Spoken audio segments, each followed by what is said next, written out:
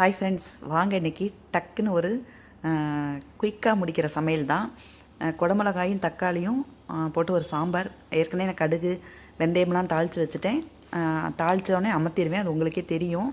இப்போ குடமிளகாயும் தக்காளி நல்லா வதங்கினதுக்கப்புறம் நம்ம எடுத்து வச்ச பருப்பையும் போட்டுட்டு சாம்பார் பொடி, அதுக்கு என்ன தேவையான அளவு உப்பு, மஞ்சள் பொடியெல்லாம் போட்டுக்கலாம். நான் இன்றைக்கி வந்து புளித்தண்ணி விடாத சாம்பார் தான் வைக்கிறேன். ஏன்னா ஒரு ஸ்பெஷலான ஐட்டம், மாங்காய் போட்டு தான் சாம்பார் வைக்கிறேன். அதனால் புளித்தண்ணி போட்டால் எல்லாமே புளிப்பாயிடும், பையனுக்கு பிடிக்காது. இன்றைக்கி எனக்கு ஒரு ஆளுக்கு மட்டும்தான் சாப்பாடு.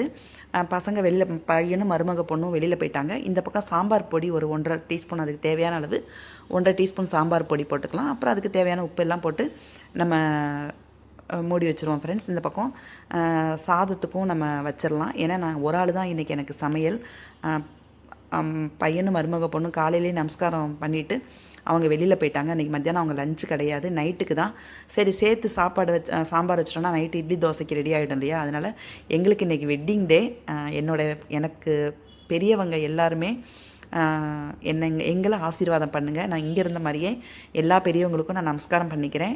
92 கல்யாணம், இப்போ இருக்கும் 34 வருஷம் ஆச்சுன்னு நினைக்கிறேன். இப்போ நம்ம நறுக்கி வச்ச கட் பண்ணி வச்ச மாங்காயை சேர்த்தாச்சு. அது ஒரு கொதி மட்டும் மாங்காய் கொதிக்கட்டும் ஃப்ரெண்ட்ஸ். அதுக்கப்புறம் இங்கே சாதமும் ஒரு 4 விசில் விட்டாச்சு.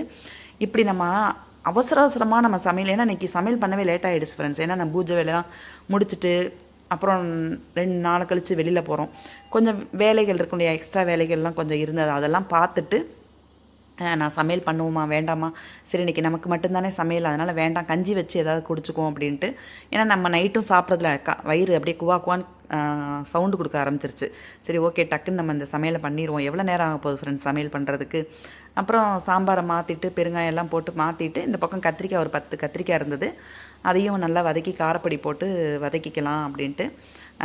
வெட்டிங் டே எப்பயுமே நம்ம ரொம்ப கல்யாணம் பண்ண நாள்லேருந்தே வெட்டிங் டே இப்போது கொண்டாடுற மாதிரிலாம், இப்போ குழந்தைங்க கொண்டாடுற மாதிரிலாம் அப்போ அந்த காலத்துலலாம் இல்லை, ஜாஸ்தி கொண்டாட மாட்டாங்க. ஆனாலும் நமக்கு வேணுங்கிறத பிள்ளையும் மருமக பொண்ணும் நமக்கு எல்லாமே வாங்கி கொடுக்குறாங்க, எல்லாமே செய்கிறாங்க. அதனால தான் காலையில் நமஸ்காரம் பண்ணிவிட்டு அவங்க வெளில கிளம்பிட்டாங்க. சரி, ஓகே, நம்ம சமையல் பண்ணி இன்றைக்கி குருவாரமாக இருக்குது. ஒரு 3-4 வாரமாகவே குருவாரம் இருக்கவே முடியல ஃப்ரெண்ட்ஸ். அதனால் தம்பி கூட, அம்மா நம்ம நைட் டின்னருக்கு போகலாமா, இல்லை லஞ்சுக்கு போவோமான்னு கேட்டார். நான் குருவாரம்ப்பா, இந்த வாரம் தான் நான் இருக்கேன், 4 வாரமாகவே வெளியில் போயாச்சு, அதனால் நாளைக்கு போய்க்கலாம்ப்பா அப்படின்னு சொல்லிட்டேன். இந்த பக்கம் வந்து நான் சமைக்கிறதுக்கு முன்னாடியே ரவையெல்லாம் வறுத்து வச்சுருவேன் ஃப்ரெண்ட்ஸ். ஏன்னா நம்ம நேவேத்தியம் பண்ணுறதுக்கு கேசரி பண்ணுறோம். அதனால் நான் அந்த சொல்லுவாங்கள்ல, சமைக்கிறதுக்கு முன்னாடியே நம்ம அதை வறுத்து வச்சுருவேன். இந்த பக்கம் சாதம், சுட சுட சாதம். எனக்கு சாம்பார் பார்க்கும்போதே இங்கே பாருங்கள், அப்படி ஒரு கலர்ஃபுல்லாக அந்த மாங்காய் போட்ட டேஸ்ட்டு, அந்த குடமிளகா சூப்பராக இருக்கும். நைட் டிஃபனுக்கு நல்லாயிருக்கும். நைட்டு இட்லியோ ஏதோ ஊற்றிக்கலாம் அப்படின்னு. இந்த பக்கம் கத்திரிக்காயும் வதக்கியாச்சு ஃப்ரெண்ட்ஸ்.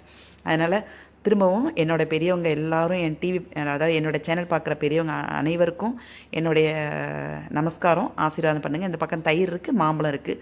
ஓகே ஃப்ரெண்ட்ஸ், இதுதான் இன்றைக்கி நம்ம வீட்டில் சமையல். இந்த சமையல் உங்களுக்கு பிடிச்சிருக்குன்னு நினைக்கிறேன். பிடிச்சிருந்தால் லைக் பண்ணுங்கள். வாங்க ஃப்ரெண்ட்ஸ், எல்லாருமே சாப்பிடலாம். மறுபடியும் என்னுடைய பெரியவங்க அனைவருக்கும் நமஸ்காரம். Thank you friends.